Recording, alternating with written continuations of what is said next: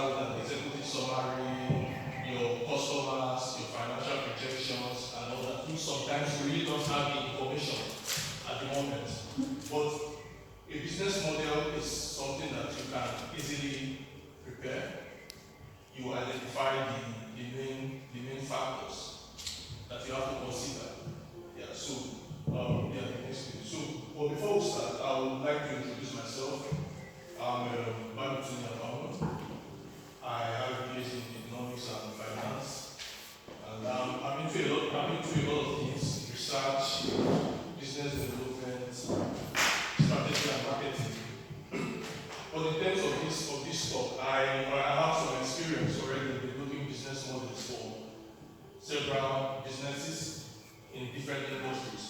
Like, for example, restaurants. I've developed these business models for fintech, digital banks, also for a solar energy company, even for e-commerce, online businesses, and event management. And other works that I've done include being part of the project to develop a branding strategy for Volkswagen. And for that case, I mean, when we're part of that project, it turns out 1 week later, there was the news that Volkswagen got into a crisis 1 week later after we did it. So it seems that they were actually using us because they had information, so they called us to try to see how we could help. Then also, I've been involved in talent attraction strategy for the city of Vienna, Switzerland, on how they can retain the young people there. Because in most of these small cities, people usually move to the big cities where they can get jobs. So it's actually a problem. So we're tasked with developing how can we retain these young people in that city. Yeah. So basically, this is me in summary. So let's start. So what's a business model? It's basically just a representation of how you make money. Yeah. And the pastor is saying that you don't need to know what in a business, the most important thing is how you make money. And even when you are looking for an investor, even an investor wants to know before he gives you his money or a bank, they want to know how you make money so you can pay back.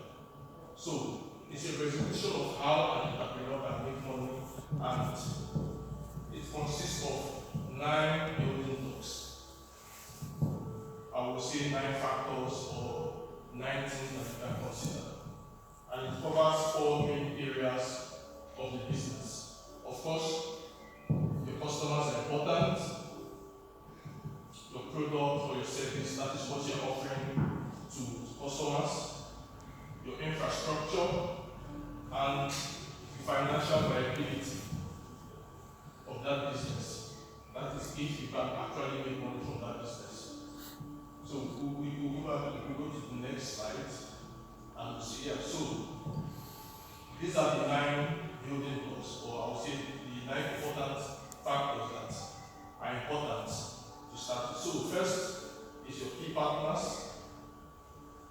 Then you have to identify your key activities, and then you identify your key resources. And then you have to know what your value proposition is. Then customer relationship, how do you relate with customers? And then your channel, how do you reach the customers? And of course, your customer segments. Who will your customers be? Who are you making this product for? Who are you offering these services to? Then, the financial aspects. You have to identify your cost structure. And finally, your revenue streams. So these are the 9 building blocks, or the 9 issues we are going to look into. And I did in a way that I didn't state specifically what and what is inside it. So rather, I am presenting it in the form of question that you ask yourself. What are my key activities? What are this? What are that? So we can go to the next slide. Yeah, so the first one is to list your key activities. you want to start a business, what do you actually want to do? What will you be doing in that business to start with? Like, what are your responsibilities? What activities will you perform? For example, if you are in a restaurant, if you want to do a restaurant business, what do you think will be your key activities? Cooking, for example, and shopping, buying raw materials and all that. So the first step is to identify what your key activities are. What are the most important things you must do to make your business work? So that's the key activities. Then the next thing is you have to identify your key partners. So who are your key partners? One thing you have to realize is that no business is an island. You don't just operate alone. You must deal with other kinds of businesses. So it's not like you operate in isolation. Other business activities, other people's activities will actually affect what you do. So you have to ask yourself, like, who outside your business will be responsible for your success? And then who outside your business do you have to rely on to succeed? Why do you need them? For example, let me give restaurant. Let me give the example of the restaurant. If you are cooking, you need raw materials. So, who are your suppliers? You have to identify your key partners. Okay, I need this person. This person supplies me this. I need to buy this from this person. This person is responsible for this. I need to get the equipment. So you have to identify who your key partners are. Why do you need them? What do they do for you? What is your relationship? So, depending on the kind of business, every kind of business have other businesses you have to deal with. Either in logistics, delivery. Even if you need money from the bank, you have to identify the bank or you need money from them, or you have somebody else. So, those are your key partners. Then the next one. The next one is your key resources. So you have to identify your key resources. So what are your key resources? So these are what you use to create value for your customers. So every business model requires key resources because they are essential for you to function and deliver your value proposition. They are the important assets that you need to make your business work. If you are a restaurant business, what are your key assets? You need the boards, you need everything you use, all the assets that you need to cook. If you're into online business, what are your key resources? Your computer, you need the internet, and everything. So whatever you feel that you use in order to create value belong to your key resources. For example, physical resources like your computer and anything like that doesn't feel. Intellectual resource. If you're the one that uses your brain, your knowledge is a key resource. Maybe you're into consultancy or business advice. It's also a key resource. Human resource also. Maybe you run a business and you have employees. Employees also are your key resource. Then also you need money. You need finance to buy raw materials and all that. So basically those are the key resources. So you also have to ask, what are your key resources that you need for this business? Next one. So this one is very important. It's your value proposition. Because customers need to see or perceive the value of the products or the service before they can buy. Customers will not patronize you if they don't see any benefits. So you as a business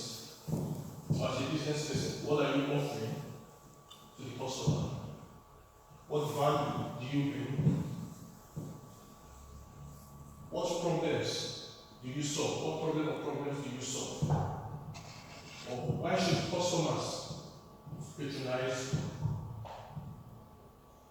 And what makes your offer attractive? What makes your business attractive? What makes your service attractive? What makes your product attractive?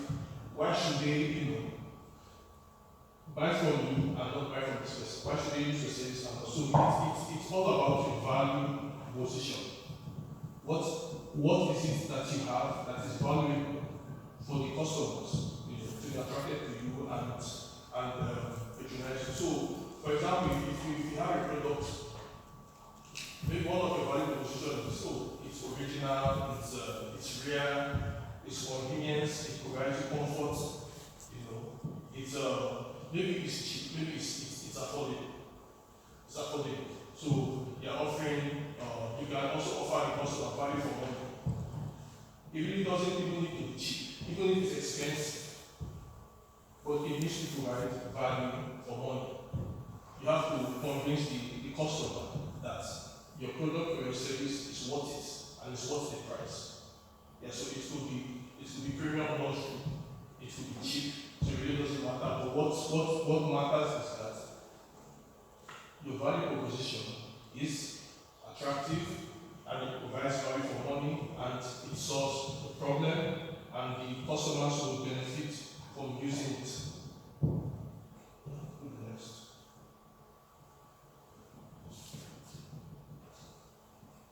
So the next factor we will look into is your customers, which is, I think, the most important, because whatever you are doing, you have to sell it to someone.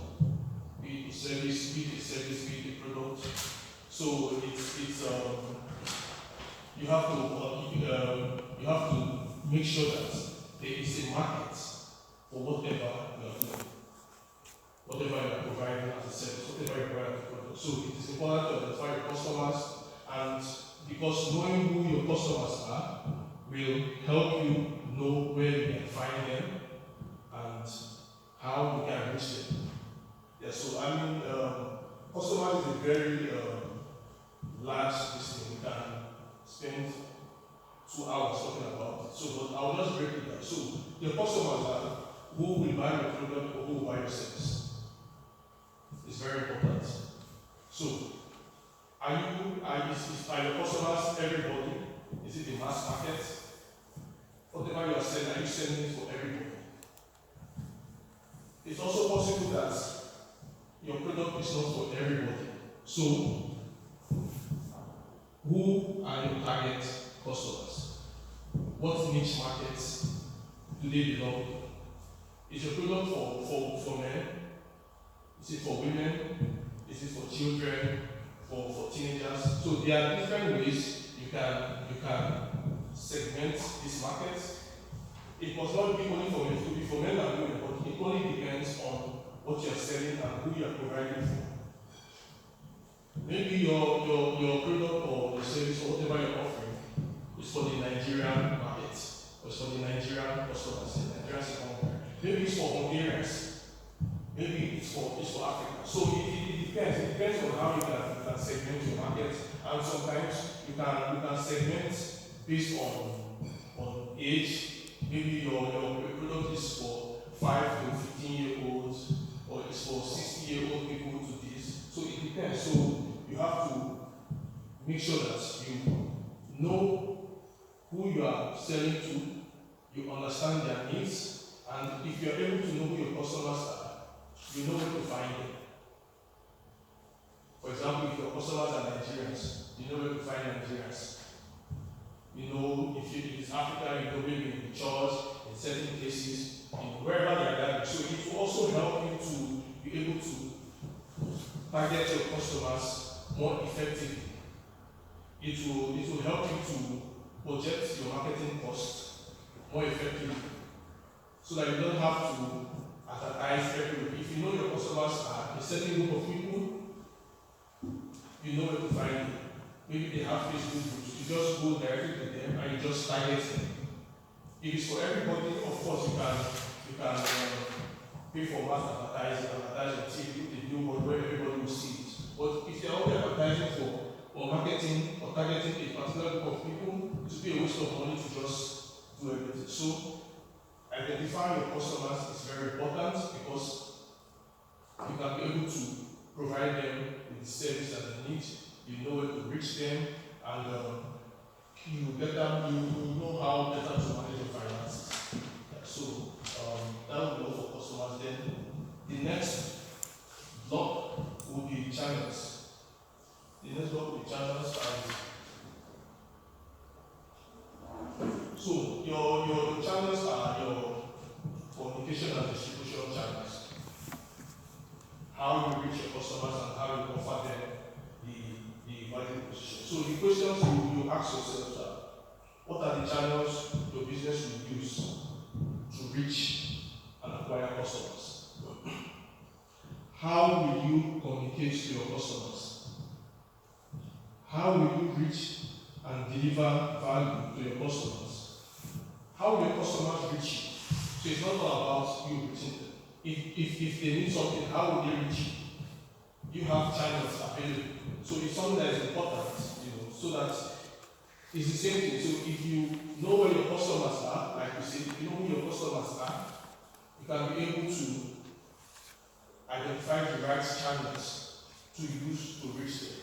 So you see sometimes these blocks, individually they're important, but they are also connected to each other. So how do customers reach you? You have social media, maybe websites. I'm giving some examples. Maybe communities. It could be communities, it could be groups, social media, Facebook, Instagram. Maybe you have your own website, maybe Facebook groups, maybe gatherings like this. So these channels are very important so that you can reach your customers and your customers can also reach you in return. So the next one is customer relationship. So you have to define your relationship with your customer. How will you relate to them? What type of relationship will you have with your customers? Will you keep them updated about your business? How will you respond to their queries? I'll give you for example, sometimes when I buy, Sister Cynthia is not here, sometimes I buy from her. Later she calls me, so, Bro, how was the food? Hope there was no problem and all that. So she's trying to give us problem. So that it's even good when you have this relationship. And if there's a problem, your customers can tell you what it is, and you can be able to, rectify or change something. So this customer, and it also shows that you actually care about, the customers. So you have to decide, do you want a personal relationship, or do you want a distant where you just sell and you go? There's no inquiry. Sometimes people send email, people use the service.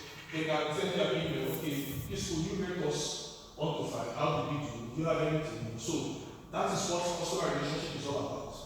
So then, will you keep them updated?